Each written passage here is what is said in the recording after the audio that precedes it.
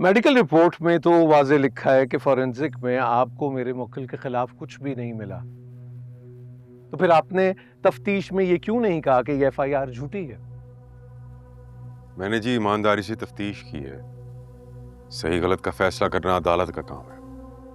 दौरान तफ्तीश किसी भी जगह आपको ऐसा लगा कि शहर का लगाया हुआ इल्जाम सच्चा? जिस तरह वो थाने में रिपोर्ट लिखवाने आई थी, शक की कोई गुंजाइश नहीं थी मेरे पास। साफ छुपते भी नहीं, सामने आते भी नहीं। तो फिर आपने ये क्यों नहीं कहा कि इल्जाम सच्चा है?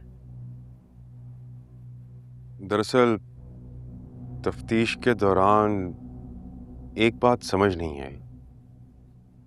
हम सब भी यहाँ समझने की कोशिश कर रहे हैं, आप बताइए क्या बात समझ में नहीं आई?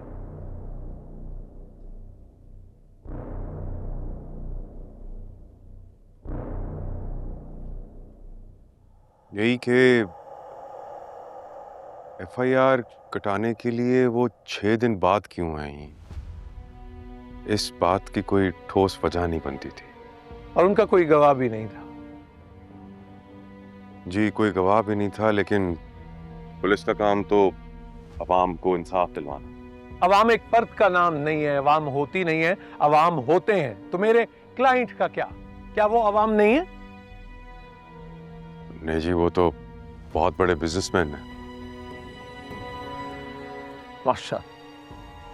यानी एक शख्स अगर मेहनत करके एक कामयाब बिजनेसमैन बनता है तो उसे यह हक हासिल ही नहीं कि वो इंसाफ हासिल कर सके, उसे इंसाफ का हक छीन लेना चाहिए। यानी उनका कामयाब बिजनेसमैन होना इतना बड़ा जुर्म ठहरा कि कोई सबूत भी आपको नहीं मिला और आपने ये चालान जमा करवा दिया। जी हुआ कुछ ऐसा ही है। पॉइंट टू बी नोटेड नीलॉट। अच्छा इंस्पेक्टर साहब, ये बताइए कि मिस सहर ने मेरे क्लाइंट के दोस्त मिस्टर रोहित को अपना सबसे अहम गवाह बताया, लेकिन प्रोसिक्यूशन की लिस्ट में तो आपने उनका नाम शामिल ही नहीं किया। रोहित साहब ने मिस सहर के लगाए हुए इल्जाम की तरदीद कर दी थी, तो फिर प्रोसिक्यूशन के गवाहों में कैसे उनका नाम शामिल कर? एक मिनट। यानी मिस सहर ने जिसको अपना सबसे अहम गवाह बताया, उसी अहम गवाह ने मिस सहर के इल्जाम को झुटलाया। रोहित साहब दोस्त भी हैं और बिजनेस पार्टनर भी हैं मिस्टर कामरान के। अब वो अगर मुल्जिम के हक में बयान देंगे, सवाल तो बनता है।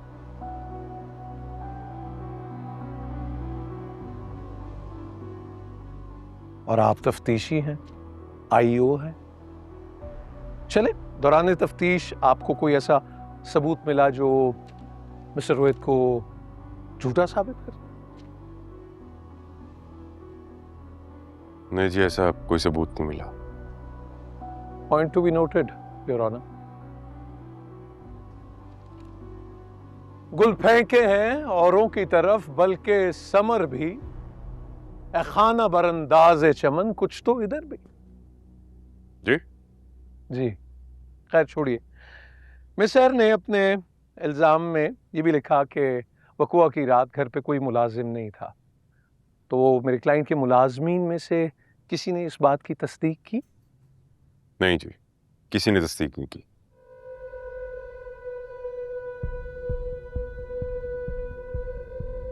इस सब के बावजूद भी आपने मेरे क्लाइंट को क्लीन चिट नहीं दी? वो मुलाजिम है मुल्जिम कामरान के, उनके हक में गवाही देंगे तो शक तो बनता था। तो इसमें ऐसी क्या बात है? वो क्या कहते हैं, हाथ कंगन को आरसी क्या, पढ़े लिखे को फारसी क्या। कौन सा दौर चल रहा है इंस्पेक्टर साहब? मोबाइल की लोकेशन से इंसान की लोकेशन का पता चल जाता है। तो आपने उनकी मोबाइल लोकेशन जानने के लिए उनका सीडीआर निकलवाया था ना? हाँ जी, निकलवाया था और सारी डिटेल्स कोर्ट में जमा करा दी। मुरीद, मकसूद, फरजाना और दिलावर मुलाजमिन के यही नाम है? जी यही नाम है। जी, आप तस्दीक करते हैं?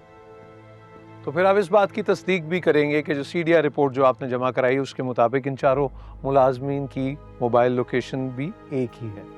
योर ऑनर, इसी तरह मिस्टर कामरान, मिस्टर रोहित और मिस सहर की भी वही मोबाइल लोकेशन है। यानी ये रिकॉर्ड बता रहा है कि सब लोग एक ही वक्त में एक जगह मौजूद थे और इस सब बात से मिस सहर का इल्जाम झूठा साबित होता था। लेकिन मिस्टर शफीक और उनकी टीम ने मिस सहर को फायदा पहुंचाने की कोशिश की या नहीं? वकील साहब, सीडीआर की रिपोर्ट मोबाइल टावर के लोकेशन के हिसाब से निकलती है, जिससे ये तो पता चलता है कि ये सब लोग एक इलाके में मौजूद थे, लेकिन ये बात साबित नहीं होती कि ये सब लोग मुल्जिम कामरान के घर में मौजूद थे। तो शक तो बनता था ना? शक बनता था। शक का फायदा इल्जाम लगाने वाले को नहीं, मुल्जिम को दिया जाता है। इंस्पेक्टर साहब,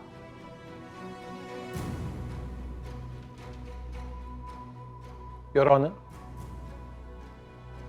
मेरे क्लाइंट एक बाइज्जत शहरी और एक नामवर कारोबारी शख्सियत है। ना सिर्फ उनके दोस्त बल्कि उनके मुलाजमीन ने मिस सहर के बेबुनियाद इल्जामात की तरदीद की है। लेकिन पुलिस बजाय इसके कि मेरे क्लाइंट को क्लीन चिट देती, उनका झुकाव मिस सहर के इल्जामात की तरफ रहा। This is not on. हम इंसाफ का बोलबाला चाहते हैं, इंसाफ का कत्ल नहीं। That's all your honour.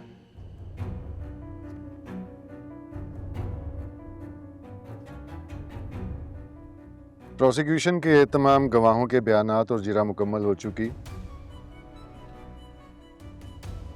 क्या मुल्जिम कामरान 342 का बयान रिकॉर्ड करवाने के लिए तैयार है? जी योर ऑनर, मेरे क्लाइंट कामरान हैदर बयान के लिए तैयार। ठीक है, चाय के वक्फे के बाद बयान रिकॉर्ड करते हैं। All rise.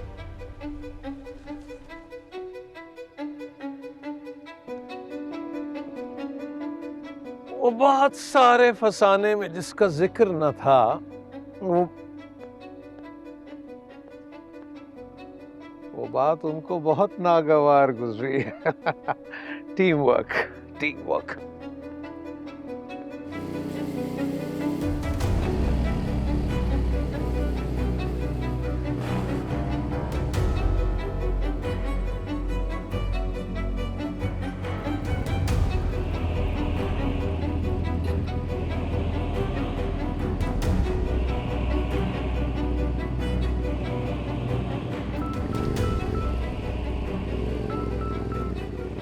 हेलो, किधर हो अबरार?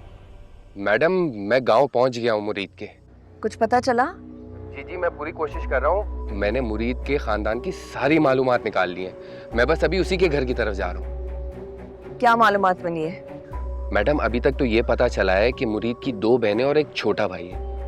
सब माँ बाप के साथ रहते हैं एक ही घर में, और उसकी बीवी और 2 बच्चे भी हैं। कोई ऐसी इंफॉर्मेशन है जो अदालत में मेरे काम आ जाए? जी मैडम, और ये पता चला है कि मुरीद ही घर का सारा खर्चा बेचता है। इस सारी मालूमात से मुझे अदालत में कोई फायदा नहीं होगा अबरार। कुछ और बताओ। मैडम मैं पूरी कोशिश कर रहा हूँ, मुझे बस थोड़ा सा टाइम दे दे, मैं उसी के घर की तरफ जा रहा हूँ। मेरे पास वक्त नहीं है, जल्दी कॉल करो मुझे। जी मैडम, मैं करता हूँ थोड़ी देर में।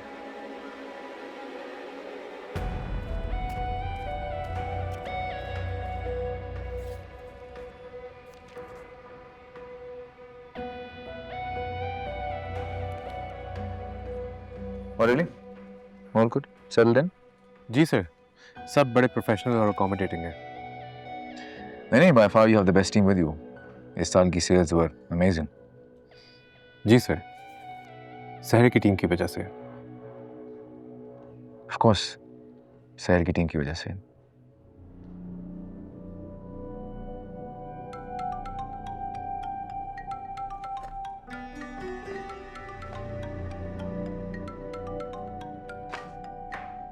Ali, excuse me please.